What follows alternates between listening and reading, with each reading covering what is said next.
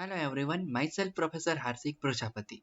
I warmly welcome to you from Sri Shivsha College of Commerce, Management and Computer Education. That is managed by Jain Citizens Education Society. Here we are starts an initiative of online teaching 2020 to 2021. Today our subject is that the principle of macroeconomics in BCom Sem 3 department. In this video, we are continue about our chapter number 8, the consumption function. So let us start the chapter number 8, consumption functions. Today our first topic is that the multiplier. So first of all, what is the multiplier? Multiplier is defined as the increment or aggregate employment increase. મલ્ટીપ્લાયરનો મતલબ થાય છે કે employment છે કોઈ કંપનીના એ કેટલા increase થાય છે એને કહેવાય મલ્ટીપ્લાયર. ઓકે, તો મલ્ટીપ્લાયરનો મતલબ થાય છે કે કોઈ પણ કંપનીની અંદર એગ્રીગેટ એમ્પ્લોયમેન્ટ છે એ કેટલા ઇન્ક્રીઝ થાય એને આપણે કહીશું મલ્ટીપ્લાયર. ઓકે, ચલો તો મલ્ટીપ્લાયર બે પ્રકારના હોય છે. ફર્સ્ટ મલ્ટીપ્લાયર છે એમ્પ્લોયમેન્ટ મલ્ટીપ્લાયર અને સેકન્ડ છે આપણું તો કે ઇન્વેસ્ટમેન્ટ મલ્ટીપ્લાયર. તો ફર્સ્ટની વાત કરીએ તો vote is the employment multiplier? તો એમ્પ્લોયમેન્ટ મલ્ટીપ્લાયર છે ને એનો મતલબ એ દેખાડે છે, એમ્પ્લોયમેન્ટ મલ્ટીપ્લાયર દેખાડે છે, શું દેખાડે છે? તો એગ્રીગેટ એમ્પ્લોયમેન્ટ બતાવે છે. એટલે કે કોઈ કંપની છે તેની આપણે વાત કરીએ તો કોઈ કંપની હોય તો કોઈ એક કંપની છે તો એ પર મંથ શું કરશે તો કે એ 3 લાખ રૂપિયા છે એની માટેનું એ ઇન્કમ કમાય છે, એની પ્રોફિટ એટલું છે. બટ હવે એનું પ્રોફિટ છે 5 લાખનું કરવું છે તો એની માટે શું કરવું પડે? પ્રોડક્શન વધારવું પડે. પ્રોડક્શન ક્યાંથી વધશે? તો એની માટે માણસોની જરૂર પડશે, એટલે કે એમ્પ્લોયમેન્ટની જરૂર પડે. તો આ એમ્પ્લોયમેન્ટ ત્યાંથી વધે છે. એટલે કે જેમ મેક્સિમમ એમ્પ્લોયમેન્ટ થશે એમ તમારું શું થશે તો તમારી જે ઇન્કમ છે તે પણ ઇન્ક્રીઝ થશે. હવે તો એમ્પ્લોયમેન્ટ મલ્ટીપ્લાયર છે ને એ ડિફાઇન થાય છે કઈ રીતના? તો aggregate employment divide by primary employment. એટલે એનું ઇક્વેશન આપણે યાદ રાખીશું કે what is the employment multiplier? Employment multiplier is equal to the ratio between aggregate employment and the primary employment. એટલે કે પ્રાઇમરી એમ્પ્લોયમેન્ટ એટલે જે તમારા હતા ઓલરેડી તે એમ્પ્લોયમેન્ટ અને એ છે એ, અને એગ્રીગેટ એમ્પ્લોયમેન્ટ એટલે એવા વ્યક્તિ જે તમારે વધારાના વ્યક્તિઓ જોઈ છે જે તમારા વર્ક માટે.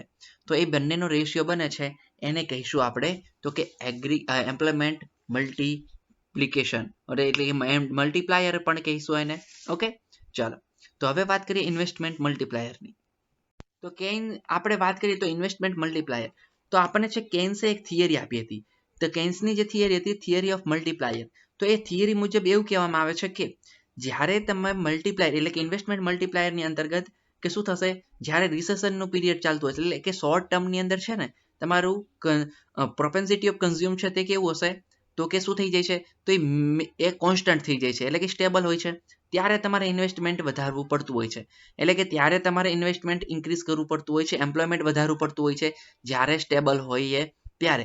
એટલે કે જ્યારે શોર્ટ ટર્મ ચાલતો હોય તો શોર્ટ ટર્મ માટે ઇન્વેસ્ટમેન્ટ કરવું હોય તો એની માટે આપણે શું કરીએ છીએ તો જે પ્રોપેન્સિટી ઓફ કન્ઝ્યુમ્સ છે તે શું થવું જોઈએ ત્યારે સ્ટેબલ રહે છે. ત્યારે સ્ટેબલ હોય ત્યારે તમારે ઇન્વેસ્ટમેન્ટ કરવું જોઈએ અને ઇન્વેસ્ટમેન્ટ કરો તો શું થશે તો એના કારણે છે તો મેક્સિમમ છે ઇન્વેસ્ટમેન્ટ કરશો તો એમ્પ્લોયમેન્ટ ઇન્ક્રીઝ થશે અને ઇન્વેસ્ટમેન્ટ તમારું ઇન્ક્રીઝ થઈ જશે.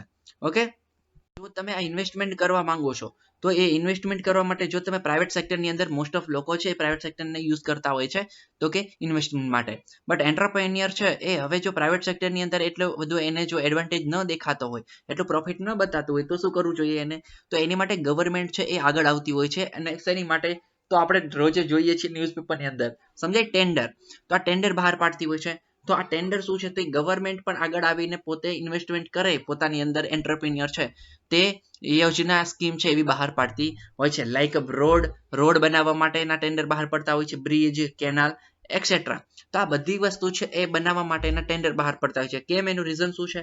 એનું રીઝન જ એ છે કે ઇન્વેસ્ટમેન્ટ મલ્ટીપ્લાયર છે એટલે કે ઇન્વેસ્ટમેન્ટ મલ્ટીપ્લાયર તેમાં એડ થાય એટલે કે લોકો એન્ટરપ્રેન્યોર છે તે મેક્સિમમ ઇન્વેસ્ટ કરે તેની અંતર્ગત. ઓકે, તો હવે બીજું એક આપણે ફંડામેન્ટલ આપ્યો છે એની ચર્ચા કરીએ. તો આપણને એમ કે છે કે જ્યારે પણ કોઈ એક વ્યક્તિઓ છે, હવે આ કોઈ વ્યક્તિ છે એની પ્રાઇમરી જરૂરિયાત કઈ છે તો એની પ્રાઇમરી જરૂરિયાત છે તો કે રોટી કપડા મકાન ટાઈપની. Okay, like that. તો આ જે છે એ જરૂરિયાત એની પૂરી ક્યારે થાય? તો એની પ્રાઇમરી જરૂરિયાત જો એની એટલી ઇન્કમ હોય કે પ્રાઇમરી જરૂરિયાત પૂરી કરી શકે. ઇટ મીન્સ એ કોઈ જગ્યાએ જઈને બાઇક ખરીદે છે, આ એની પ્રાઇમરી રિક્વાયરમેન્ટ છે. તો આ પ્રાઇમરી રિક્વાયરમેન્ટ છે યા પ્રાઇમરી નીડ્સ છે તે ફૂલફિલ થઈ જાય તો એને મતલબ એમાંથી જે પૈસા આવ્યા છે તો એ આખી સાયકલની ચેન સોરી એ કોઈ બાઇક છે એ ખરીદ્યું છે તો એ શું થશે? એક આખી ચેન બનશે. મતલબ કેમ લાઈક એ ચેન બનશે?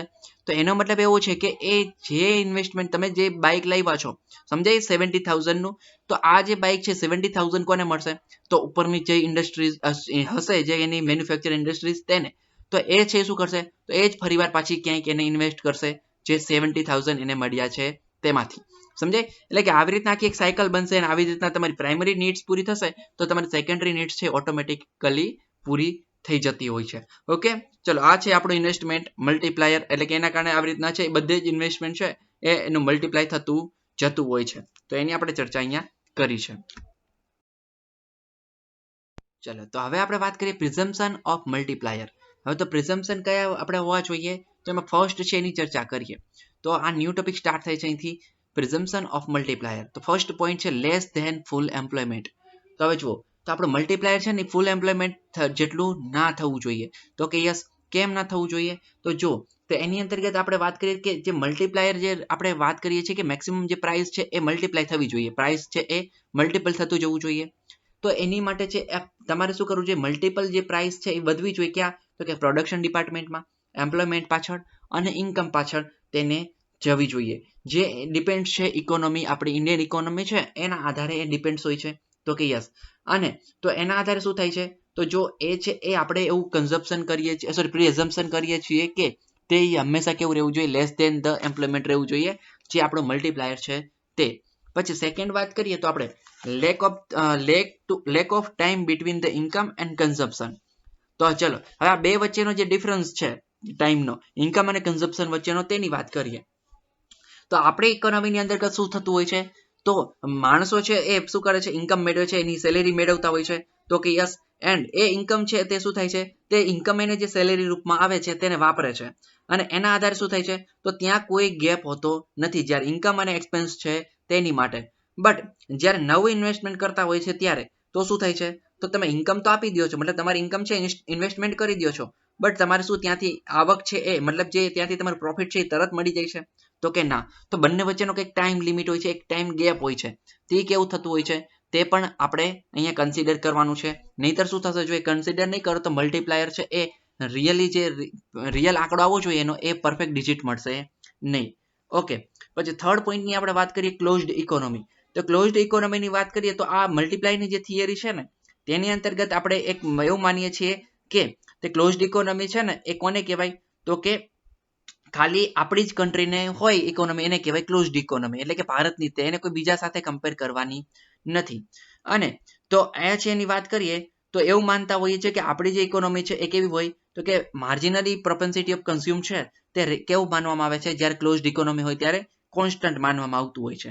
અને એ ડિપેન્ડ્સ હોય છે તો કે મલ્ટીપ્લાયર છે કોની ઉપર ડિપેન્ડ છે? તો માર્જિનલ પ્રોપેન્સિટી ઓફ કન્ઝ્યુમ, એટલે કે MPC, જે આપણે આગળના લેક્ચરની અંદર સ્ટડી કરીએ એના ઉપર ડિપેન્ડ હોય છે.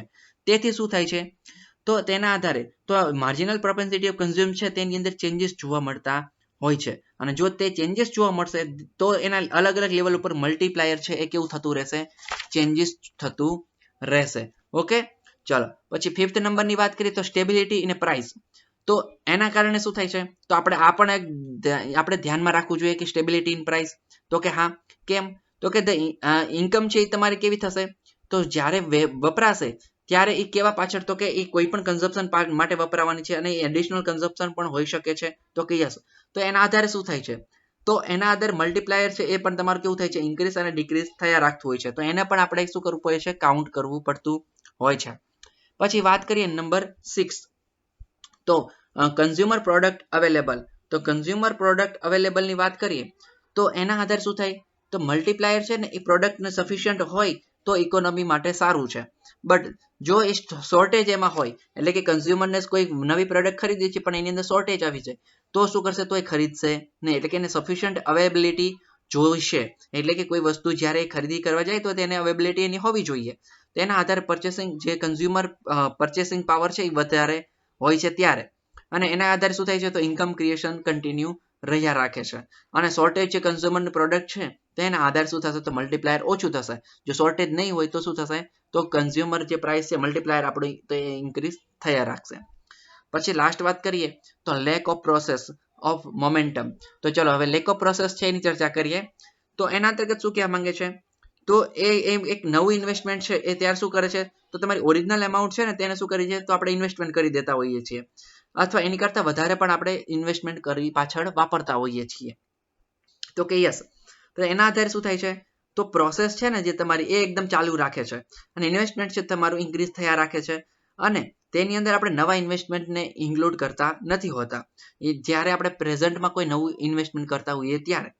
તો એના આધારે શું થાય તો આપણી જે આખી મુવમેન્ટ છે જે આપણી સાયકલ છે એને શું મળે છે એક બૂમ મળ્યા રાખે છે, એટલે કે કન્ટિન્યુઅસ તમારું જે ઇન્વેસ્ટમેન્ટ છે ત્યાંથી પ્રોફિટ થયું તમે બીજી જગ્યાએ એને ઇન્વેસ્ટ કરી દેશો, એટલે કે આવી રીતના કન્ટિન્યુ તમે જે પ્રોફિટ થતું હોય છે એને તમે શું કરતા હોય છો તો એને આપણે બીજી જગ્યા ઉપર એને ઇન્સ્ટોલ કરતા જતા હોઈએ છીએ.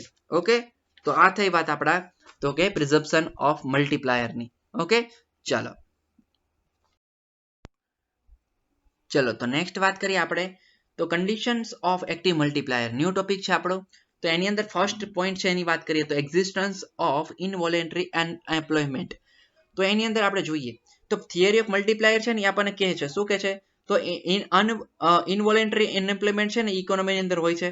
તો આવા જે પીપલ છે એ શું કરે છે તો અનઅવેલેબલ હોય છે જ્યારે એની સેલિંગ આપણે એની સેલેરી આપતા નથી હોતા. તો કે યસ, અને તેના આધારે શું થાય છે તો અનએમ્પ્લોયમેન્ટ છે એ ક્રિએટ થતું હોય છે, અને એના આધારે તો એક્ઝિસ્ટન્સ છે તે શું થતા હોય છે તો આમની સામે આવી જતા હોય છે. તો એનો મતલબ એવો થાય બીજો પણ કે કન્ડિશન છે ને એ ફૂલ એમ્પ્લોયમેન્ટની જરૂરી જોઈ છે.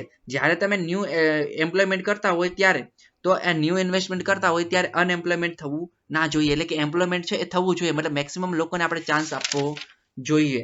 અને એના આધારે શું થાય છે બટ આપણે એવું કરવા રહીએ તો પ્રાઇસ લેવલ છે બહુ જ ઇન્ક્રીઝ થઈ જતું હોય છે. મતલબ આપણે કોઈ નવું ઇન્વેસ્ટમેન્ટ કોઈ એન્ટરપ્રિન્યોર છે નવી કંપની ખોલે છે તો એનો મતલબ એને જ્યારે 50 લોકોની જરૂર હોય બટ એ 100 લોકોને રહેશે તો શું થશે તો એની સેલેરી આપવી પડશે, તો એની પાછળનું જે ઇન્વેસ્ટમેન્ટ છે એ કેવું થશે વધી જતું હોય છે. ઓકે, તો આ થઈ વાત એની એક્ઝિસ્ટન્સ ઓફ અનવોલેન્ટરી અનએમ્પ્લોયમેન્ટ, એટલે કે એ પણ આપણે કન્ડિશન ધ્યાનમાં રાખવી જરૂરી છે. પછી બીજું તો existence of industrial economy system. તો હવે ઇન્ડસ્ટ્રીયલ ઇકોનોમી સિસ્ટમ કેવી છે એની અંદર આપણે વાત કરીએ તો ત્યારે છે એ આપણે વાત કરીએ કે તો એની અંદર તો એનું જ્યારે પણ ડેવલપમેન્ટ થતું હોય છે ઇન્ડસ્ટ્રીઝનું ત્યારે તો કોઈ ઇન્ડસ્ટ્રી ડેવલપમેન્ટ થાય તો એની અંદર કહે છે ને અલગ અલગ પ્રકારની ઇન્ડસ્ટ્રીઝ હોય. તો એગ્રીકલ્ચર ઇકોનોમી એગ્રીકલ્ચર શું હોય તો કે એની કંપની હશે, ઇન્ડસ્ટ્રીયલ કંપની હોય તો એક પ્રોડક્શન કંપની હોય. તો આવી જે કંપની છે ને એની અલગ અલગ ઇકોનોમી હોય, અને આ છે એ મલ્ટીપ્લાયરથી કેવી હોય એકદમ ફ્રી હોય, એટલે કે અલગ હશે. અને એના કારણે એગ્રીકલ્ચર ઇકોનોમી સિસ્ટમ છે તે કેવી થઈ જતી હોય છે તે ન્યૂ ઇન્વેસ્ટમેન્ટ ત્યાં પેદા થઈ જતું, એટલે કે ન્યૂ ઇન્વેસ્ટમેન્ટ છે એગ્રીકલ્ચર પાછળ તમે કરી શકતા હોય છો. અને એના આધારે શું થાય છે તો તમે મેક્સિમમ જે ઇન્વેસ્ટમેન્ટ એગ્રીકલ્ચર પાછળ કરો ઇન્ડસ્ટ્રી પાછળ તો ત્યાં નવું તમને એમ્પ્લોયમેન્ટ જોવા મળતું હોય છે, એટલે કે ત્યાં તમને નવું ઇન્વેસ્ટમેન્ટ થતું જોવા મળે છે. ઓકે, થર્ડ પોઈન્ટની વાત કરીએ તો existence of access production capacity in the consume product industries. તો એની અંદર વાત કરીએ તો શું થાય છે તો નવું ઇન્વેસ્ટમેન્ટ કરતા હોઈએ ત્યારે તો ઇન્કમ પણ તમારી કેવી થવાની વધવાની, અને ડિમાન્ડ છે એ પણ કેવી થવાની કસ્ટમરની એ પણ નવી એક ડિમાન્ડ પેદા થવાની. તો આવા કારણે પ્રોડક્શન કેપેસિટી છે એ પણ કેવી થવાની નવી. તો એના કારણે મશીન અને રો મટીરિયલ છે એ પણ નવા જોઈશે. તો આના કારણે શું થશે તો તમારું મલ્ટીપ્લાયર છે એ શું થશે બનતું રહેશે, એટલે કે તમારે જે એક વસ્તુ બનશે તો એને પાછળ ઘણા બધા બીજી વસ્તુની ડિમાન્ડ છે એ ઇન્ક્રીઝ થશે. પછી વાત કરીએ તો સપ્લાય ઓફ કેપેસિટી. તો સપ્લાય કેપેસિટી શું છે તો એની અંદર વાત કરીએ તો સપ્લાય છે કોનું રો મટીરિયલનું છે યા કેપિટલનું છે યા બીજું કોઈ એક્સિલરી સોર્સ છે એ પોસિબલ હોય તો પ્રોડક્શન છે એ કેવું થશે મેક્સિમમ, એટલે કે સપ્લાય કેપેસિટી જો સારી હશે તો પ્રોડક્શન મેક્સિમમ થશે, અને જો પ્રોડક્શન મેક્સિમમ થશે તો શું થશે તો આપણું જે મલ્ટીપ્લાયર છે એ પણ કેવું થઈ જશે ઇન્ક્રીઝ થઈ જશે. ઓકે, ચાલો નેક્સ્ટ આપણો ટોપિક છે લીકેજ ઓફ મલ્ટીપ્લાયર. તો લીકેજીસ ઓફ મલ્ટીપ્લાયરની વાત કરીએ તો ફર્સ્ટ પોઈન્ટ છે આપણો પ્રાઇસ રાઇઝ. હવે જો પ્રાઇસ રાઇઝ છે, સેકન્ડ પોઈન્ટ છે પેમેન્ટ ઓફ ડેપ્ટ, થર્ડ છે બેંક ડિપોઝિટ, ફોર્થ છે ઇમ્પોર્ટ, અને 5 છે પરચેસ ઓલ્ડ શેર. ચલો તો લીકેજ ઓફ મલ્ટીપ્લાયરની અંદર વાત કરીએ તો ફર્સ્ટ પોઈન્ટ પ્રાઇસ રાઇઝ. તો આની અંતર્ગત શું થાય છે તો જ્યારે નવી ઇન્કમ છે એ તમે એડ કરો ત્યારે તો કન્ઝપ્શન છે એ પણ કેવું થવાનું વધવાનું અને એ પ્રોડક્શન છે એ પણ કેવું થવાનું પ્રોડક્ટ પાછળનું એક્સપેન્સ તે પણ વધશે અને તે વધે તો શું થશે તો જો ફાઇનાન્શિયલ કન્ડિશન વધશે તો જે પ્રોડક્ટિવિટી છે તે પણ કેવી થશે તો વધવાની બટ પરચેસ છે એ કેવું થવાનું ઘટવાનું બટ એના જ આધારે શું થાય છે તો ફાઇનાન્શિયલ ઇન્કમ વધે તો તમારી રિયલ ઇન્કમ વધતી નથી તો એના આધારે શું થાય તો ઇન્કમ વધે પણ ઇન્કમ ક્રિએટ થતી નથી એટલે કે રિયલ ઇન્કમ ઇન્ક્રીઝ થતી નથી કે ફાઇનાન્શિયલ ઇન્કમ સારી થાય તો એના આધારે આ લીકેજ છે આપણે મતલબ આ છે આપણે એક ડિસએડવાન્ટેજ કહી શકાય એક પ્રકારની નેગેટિવિટી કહી શકાય તો આપણા પ્રાઇસ રાઇઝ છે તે સેકન્ડ વાત કરીએ તો પેમેન્ટ ઓફ ડેપ્ટ તો ક્યારેક છે ને એવી ઘટનાઓ બનતી હોય છે કે એડિશનલ ઇન્કમ છે તે શું થઈ જતું હોય છે પેમેન્ટ ઓફ ડેપ્ટ થઈ જતું હોય છે તો કે યસ અને એના આધારે તો શું થાય છે તો કન્ઝપ્શન એક્સપેન્સ છે એની અંદર કોઈ ફેરફાર જોવા મળતો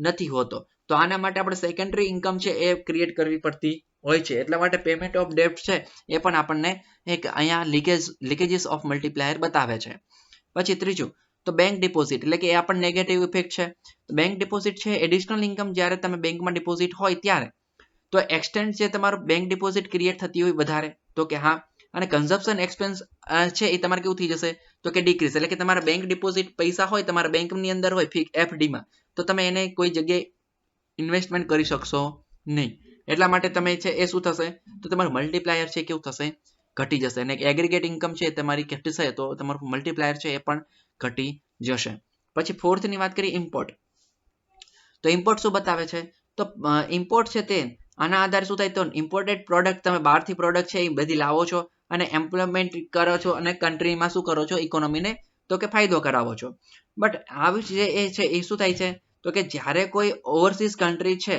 એ આપણી કન્ટ્રીની અંદર છે એક્સપેન્સ કરતી નથી તેના આધારે શું થાય તો જે ઇમ્પોર્ટેડ પ્રોડક્ટ છે એનો ફ્લો કેવો થઈ જાય એકદમ નીચો થઈ જાય છે અને નીચો થવાના કારણે તમારું મલ્ટીપ્લાયર છે એકદમ કેવું થશે ઘટી જતું હોય છે અને ફિફ્થ નંબરની વાત કરીએ તો purchase of old share and security તો જ્યારે ઇન્કમ ઇન્ક્રીઝ કરતા હોઈએ ત્યારે ન્યૂ ઇન્વેસ્ટમેન્ટ દ્વારા તો તમારું જે ઓલ્ડ શેર છે એ પરચેસ કરેલા હતા અને એ જે છે એ ફ્લો બતાવે છે તમારી ઇન્કમનો અને એના આધારે શું થાય તો એક્સટેન્ટ ઓફ અલ્ટિમેટ ઇન્કમ છે એ બે કેવી થઈ જશે ઓછી થઈ જશે ઓકે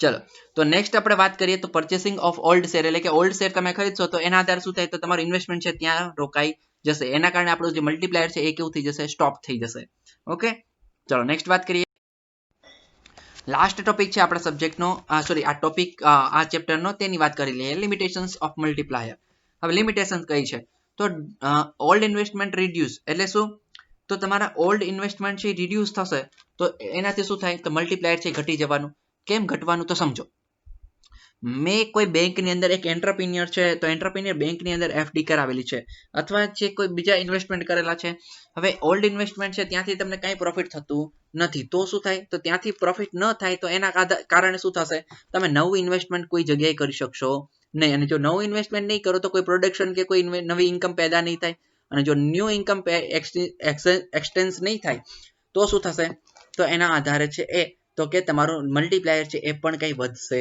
નહીં ઓકે ચલો આ થઈ વાત ફર્સ્ટ પોઈન્ટની સેકન્ડ વાત કરીએ તો propensity of consume is not same for person and society તો જુઓ આપણે પ્રોપેન્સિટી છે ને કોઈ પર્સન માટે અને સોસાયટી માટે સરખી હોતી નથી તો એનાથી શું થાય છે તો એના આધારે તો સ્પેસિફિક ઓપિનિયન છે એ કેવા થતા હોય છે તો અલગ અલગ હોય છે બંને માટે અને એના કારણે સ્પેસિફિક ફિગર છે મલ્ટીપ્લાયરની એ બંને વચ્ચે અલગ અલગ બનતી હોય છે સોસાયટી અને પર્સન માટે એટલે કે ઇન્ડિવિડ્યુઅલ અને સોસાયટી માટે ઓકે તો એના કારણે છે આપણે શું થાય તો એ આપણું મલ્ટીપ્લાયર છે એ ઘટી જતું હોય છે ત્યારે એન્ડ ડિસ્ટ્રીબ્યુશન ઓફ ઇન્કમની વાત કરીએ તો પ્રોપેન્સિટી ઓફ કન્ઝ્યુમ ડિપેન્ડ્સ છે એ કોના ઉપર ડિપેન્ડ હોય તો ડિસ્ટ્રીબ્યુશન ઓફ ડિપેન્ડ્સ છે એ ડિસ્ટ્રીબ્યુશન સોસાયટી ઉપર ડિપેન્ડ્સ હોય છે અને તેના આધારે શું થાય તો તમારું કેલ્ક્યુલેશન છે એ રોંગ થતું હોય છે જ્યાં ડિસ્ટ્રીબ્યુશન ઓફ ઇન્કમ છે એ ઘટી જાય યા વધી જતી હોય ત્યારે એટલે કે જ્યારે ડિસ્ટ્રીબ્યુશન ઓફ ઇન્કમ છે એ વધી જાય તો તમારું મલ્ટીપ્લાયર ઘટશે અને મલ્ટીપ્લાયર છે એ વધે તો તમારી ડિસ્ટ્રીબ્યુશન ઓફ ઇન્કમ ઘટી જતી હોય છે પછી ગેપ ઓફ ટાઈમ